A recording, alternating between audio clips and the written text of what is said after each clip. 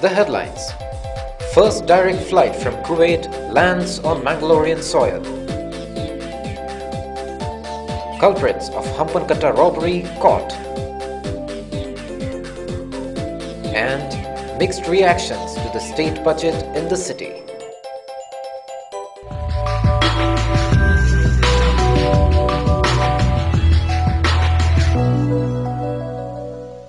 The first direct flight from Kuwait to Mangalore landed on Bajpayee Airport at 8:40 a.m. on Friday, July 18th. Briefing the media persons at the airport on behalf of the United Karnataka Associations, Pascal Pinto said that Friday, July 18th is not only the golden letter day in the annals of Mangalore's aviation circles, but also in the history of Mangalore itself.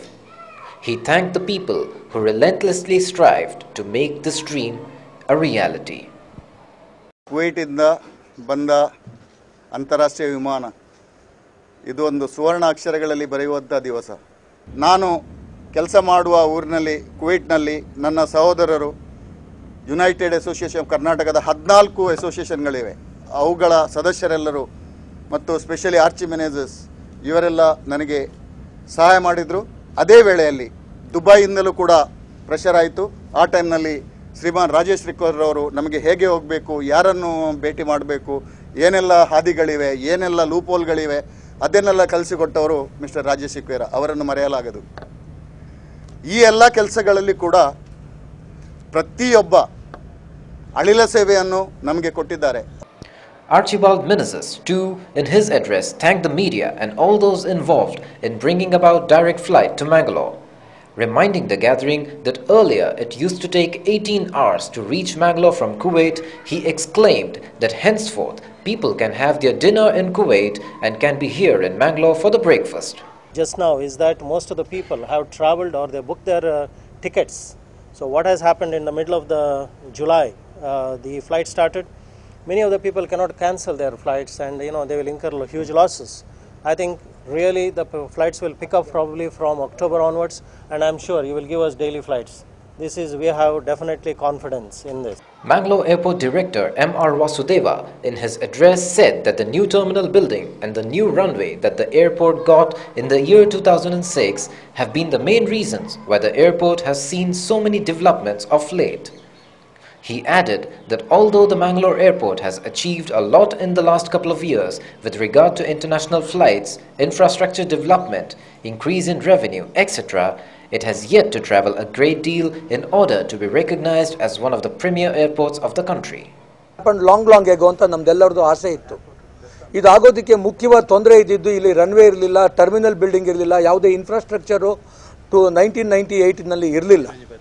ಅದು ಸಿಕ್ಕಿರೋದು 2006ರಲ್ಲಿ. 2006ರಿಂದ 2008 ಮಧ್ಯದಲ್ಲಿ ಏನೇನು development ಆಗೋದಕ್ಕೆ ಸಾಧ್ಯ ಆಯಿತು, ಬೇರೆ ಕಡೆಯಿಂದ international ಏರ್ಕ್ರಾಫ್ಟ್ಗಳು ಬರೋದಕ್ಕೆ ಸಾಧ್ಯ ಆಯಿತು, ಅದು just because we have developed infrastructure. Airports authority of India takes all the privilege to say that we did it in Mangalore. ಇವತ್ತಿನ ದಿವಸ ಟ್ಯಾಕ್ಸಿವೇ ಬಂದಿದೆ, ಇವತ್ತಿನ ದಿವಸ ಅರೈವಲ್ ಹಾಲ್ ದೊಡ್ಡದಾಗಿದೆ. ಸಪ್ರೇಟಾಗಿ ಡೊಮೆಸ್ಟಿಕ್ ಪ್ಯಾಸೆಂಜರ್ಗಳನ್ನು, ಇಂಟರ್ನ್ಯಾಷನಲ್ ಪ್ಯಾಸೆಂಜರ್ಗಳನ್ನು ಇವತ್ತು ನಾವು ಹ್ಯಾಂಡಲ್ ಮಾಡ್ತಾ ಇದ್ದೀವಿ. ಯಾವುದೇ ತೊಂದರೆ ಇಲ್ಲ, ಯಾವುದೇ ಸೆಕ್ಯೂರಿಟಿ ಪ್ರಾಬ್ಲಮ್ಗಳನ್ನು ನಾವು ಕ್ರಿಯೇಟ್ ಮಾಡ್ತಾ ಇಲ್ಲ. ಸಣ್ಣದೇ ಬಿಲ್ಡಿಂಗ್ ಆಗಿದ್ದರೂ ಸಹ ಯಾವುದೇ ಪ್ರಾಬ್ಲಮ್ಗಳು ಬೇರೆ ಏರ್ಪೋರ್ಟ್ಗಳಲ್ಲಿ ಕಾಣ್ತವೆ, ಅದನ್ನೆಲ್ಲ ನಾವು ಪರಿಹರಿಸೋದಕ್ಕೆ ಸಾಧ್ಯವಾಗಿದೆ ಈ ಒಂದು ಸಣ್ಣ ಬಿಲ್ಡಿಂಗ್ನಲ್ಲಿ. ಅದು ನಿಜವಾಗಿಯೂ ಯಾರ ಮನಸ್ಸಿಗೂ ಹೋಗುತ್ತೋ ಇಲ್ವೋ ಗೊತ್ತಿಲ್ಲ. ನಾವು ಮಾತ್ರ ಅದನ್ನು ಹೆಮ್ಮೆಯಿಂದ ಹೇಳ್ಕೊಳ್ತೀವಿ. ಯಾಕೆ ಅಂತಂದರೆ ಇಲ್ಲಿವರೆಗೂ ಯಾವುದೇ ಆ ತರಹದ ಕಂಪ್ಲೇಂಟೇ ಇಲ್ಲ. ಇಮಿಗ್ರೇಷನ್ ಪ್ರಾಬ್ಲಮ್ಗಳಾಗಲಿ, ಕಸ್ಟಮ್ಸ್ ಪ್ರಾಬ್ಲಮ್ಗಳಾಗಲಿ ಬಹಳ ಸುಂದರವಾಗಿ ಸಮಸ್ಯೆಗಳನ್ನು ಬಗೆಹರಿಸ್ಕೊಂಡು ಇರ್ತಕ್ಕಂಥ ಇನ್ಫ್ರಾಸ್ಟ್ರಕ್ಚರ್ಗಳನ್ನೇ ಉಪಯೋಗಿಸ್ಕೊಂಡು ನಾವು ಎಕ್ಸ್ರೇ ಬ್ಯಾಗೇಜ್ ಮೆಷಿನ್ಗಳನ್ನು ಸಹ ನಾವು ಎಲ್ಲಿಂದಲೋ ಅದನ್ನು ಬರಮಾಡಿಕೊಂಡು airports authority of India has done its job very well in Mangalore airport. Please remember, this is not possible in this short span of time to make available all these services that has happened in Mangalore. It might not have happened for the 15 years, but it has happened in a short period of 2 years. Please believe this is a miracle which is happening in Mangalore.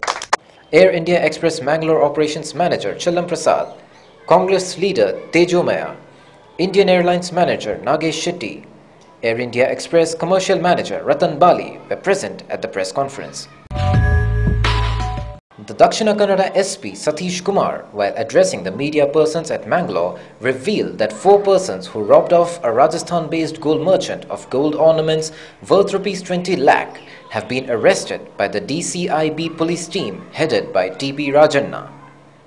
The culprits have been identified as Vikas, son of K. Rohidas of Monkey Stand, Mangalore; Amit, son of Devdas Shetty, Mekare, Mangalore; Avinash, son of Sachidananda, Bolar, Mangalore; and Nishiket, son of the late Devkumar, Mekare, Mangalore. ಮುಂಬೈಯಿಂದ ಬಂದಿರುವ ಒಬ್ಬ ಚಿನ್ನದ ವ್ಯಾಪಾರಿ ಒಬ್ಬರು ಅವರು he comes regularly to Mangalore regular ಆಗಿ ಈ readymade gold jewellery ಇಲ್ಲಿ ತಗೊಂಡು ಬಂದು ಕೆಲವು ಅಂಗಡಿಗಳಿಗೆ ಸಪ್ಲೈ ಮಾಡಿ ಹೋಗ್ತಾ ಇರುವರು ಅವರು ಅಂಡ್ ಆ ದಿವಸ ಅರೌಂಡ್ 8:30 ಈ ಮಂಗಳಾದೇವಿ ಜ್ಯುವೆಲ್ಲರಿಂದ ಬರುವಾಗ ಬಂದು ಆದರ್ಶ್ ಲಾಡ್ಜ್ ಇವಾಗ ಸ್ಟೇಯಿಂಗ್ ಇನ್ ಆದರ್ಶ್ ಲಾಡ್ಜ್ ಅಲ್ಲಿ ಲಾಡ್ಜ್ ಹತ್ರ ಹೋಗುವಾಗ ಒಂದು ಮಾರುತಿ ಜೆನ್ ಕಾರಲ್ಲಿ ಒಂದು 4 ಜನ ಬಂದು ಅವರಿಗೆ ದೊನ್ನೆಯಿಂದ ಹೊಡೆದು ಬಿಟ್ಟು they had taken the suitcase which contain the jewellery. ಆ ಸೂಟ್ ಕೇಸಲ್ಲಿ around 20 lakhs worth of jewels ಇತ್ತು. It was around 1500 grams of gold. So ಅದನ್ನು we have been able to arrest all the accused and we have traced the jewel also. The Karnataka state budget has nurtured mixed responses in the district. The much anticipated state budget was produced by Chief Minister B.S. Yediyurappa on Thursday, July 17th. Dakshina Kannada District BJP President Monappa Bhandari was of the opinion that Chief Minister B.S. Yediyurappa with this budget has fulfilled the expectations of the people. ಈ ರಾಜ್ಯದ ಯಾವುದೇ ಸರ್ಕಾರದ ವಿತ್ತ ಮಂತ್ರಿ ಕೊಡದಂಥ ಒಂದು ಬಜೆಟನ್ನು ಈ ಬಾರಿ ಯಡಿಯೂರಪ್ಪರು ಕೊಟ್ಟಿದ್ದಾರೆ. ವಿಶೇಷವಾಗಿ ಇಲ್ಲಿ ರೈತರಿಗೆ ನಮ್ಮ ಮ್ಯಾನಿಫೆಸ್ಟೋದಲ್ಲಿ ವಿಶೇಷವಾದಂಥ ವ್ಯವಸ್ಥೆಗಳನ್ನು ಮಾಡ್ತೇವೆ ಅಂತ ಹೇಳಿದೆವು. ಈ ವಿಧವೆಯರಿಗೆ ಮತ್ತು ಪ್ರಾಯದವರಿಗೆ ಸ್ಮಾರ್ಟ್ ಕಾರ್ಡ್ನ ಮೂಲಕ ಅವರಿಗೆ ಮಾಸಾಸನ ಕೊಡುವಂಥ ಕೆಲಸ, ಅಂಗವಿಕಲರಿಗೆ 1,000 ಮಾಸಾಸನದ ವ್ಯವಸ್ಥೆ ಇಷ್ಟೊಂದು ಅದು ಇರಲಿಲ್ಲ. ಈ ಸಲ 1,400 ರೂಪಾಯಿಂದ 1,000 ರೂಪಾಯಿಗೆ ಇರಿಸುವಂಥ ಕೆಲಸವನ್ನು ಮಾಡಿದ್ದಾರೆ. ಮಕ್ಕಳಿಂದ ಹಿಡಿದು ಪ್ರಾಯದವರವರೆಗೆ ಎಲ್ಲ ವರ್ಗದವರಿಗೆ ಈ ಬಜೆಟ್ನಲ್ಲಿ ಆದ್ಯತೆಯನ್ನು ಕೊಡಲಾಗಿದೆ. ಕರ್ನಾಟಕದ ಸರ್ವತೋಮುಖ ಅಭಿವೃದ್ಧಿ ಈ ಬಜೆಟ್ನ ಮೂಲಕ ಭಾರತೀಯ ಜನತಾ ಪಾರ್ಟಿ ಅದಕ್ಕೆ ಹೇಳಿದಂತೆ ಮಾಡುವಂಥ ಕೆಲಸವನ್ನು ಮಾಡಿದೆ ಎಂಬುದಾಗಿ ಹೇಳಲಿಕ್ಕೆ ನಾನು ಸಂತೋಷ ಪಡ್ತೇನೆ.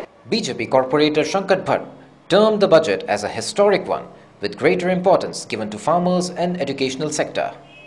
ಸಮಾಜದ ವಿವಿಧ ವರ್ಗಗಳನ್ನು ಅನ್ವಯವಾಗುವಂತೆ ಈ ಬಜೆಟ್ ರೈತ ಪರ ಬಜೆಟ್ ಆಗಿದೆ. ಈ ಬಜೆಟ್ ವಿದ್ಯಾರ್ಥಿ ಪರ, ಈ ಬಜೆಟ್ ನಾಗರಿಕರ ಪರ, ಈ ಬಜೆಟ್ ಹಿರಿಯರ ಪರ, ಎಲ್ಲ ಸಮಸ್ತ ವರ್ಗಗಳಿಗೂ ಅನ್ವಯವಾಗತಕ್ಕಂಥ ಒಂದು ಬಜೆಟನ್ನು ಮಂಡನೆ ಮಾಡಿದ್ದಾರೆ. ಹಿಂದಿನ ಚುನಾವಣೆಯಲ್ಲಿ ನಾವು ಏನೊಂದು ಪ್ರಣಾಳಿಕೆಯಲ್ಲಿ ಏನೊಂದು ಆಶ್ವಾಸನೆ ಕೊಟ್ಟಿದ್ದೇವೆಯೋ ಅದರ ಬಹುತೇಕ ವಿಚಾರಗಳನ್ನು ಇದರಲ್ಲಿ ಅಳವಡಿಸಲಾಗಿದೆ. ಎಲ್ಲ ಸಮಾಜ ಎಲ್ಲ ವರ್ಗಗಳಿಗೆ ಸಮಾನವಾಗಿ ನ್ಯಾಯವನ್ನು ಕೊಡುವಂಥ ಪ್ರಯತ್ನ ಮಾಡಿದ್ದಾರೆ.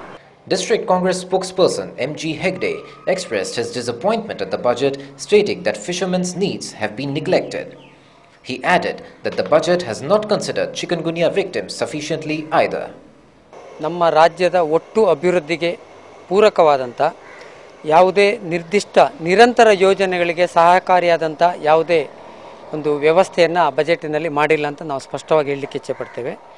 ಜೊತೆಯಲ್ಲಿ ಕರಾವಳಿ ಪ್ರದೇಶದಲ್ಲಿ ನಮ್ಮ ಸುಮಾರು 15 ಬಂದರುಗಳಿದೆ. ಇದಕ್ಕೆ ಪೂರಕವಾದಂಥ ಯಾವುದೇ ಅನುದಾನದ ಸಂಗತಿ ಕೂಡ ಬಜೆಟ್ನಲ್ಲಿ ಇಲ್ಲ. Former Mayor Ashraf too was not sounding positive about the budget. Terming the budget as a political gimmick, he said that Chief Minister B.S. Yediyurappa has presented budgets in the last couple of years as well, but things did not take form as he had promised. ಜನರಿಗೆ ತೋರಿಸುವಂತಲ್ಲಿ ಜನರಿಗೆ ಒಳ್ಳೆ budget ಅಂತಾಗಿದೆ. ಇದು ಖಂಡಿತವಾಗಿ ಇದು ಕಾರ್ಯರೂಪಕ್ಕೆ ಬರಲಿಕ್ಕೆ ಸಾಧ್ಯವಿಲ್ಲ. ಯಾಕಂದರೆ ಬಹಳ ಇನ್ಕಮ್ ಕಡಿಮೆ ಇರುವಂಥ ಬಜೆಟ್ ನಮ್ಮ ಕರ್ನಾಟಕ ರಾಜ್ಯ. ಆದರೆ ಇವರು ಬಜೆಟ್ ಮಂಡನೆ ಮಾಡಿದ ಹಲವು ಕೋಟಿಯನ್ನು ಜನರಿಗೆ ಆಶ್ವಾಸನೆ ಕೊಟ್ಟಿದ್ದಾರೆ. ಇದು ಖಂಡಿತವಾಗಿ ಇದು ಸರಿಯಾದ ಬಜೆಟ್ ಅಲ್ಲ, ಇದು ಜನರ ಮೋಸ ಮಾಡುವಂಥ ಬಜೆಟು.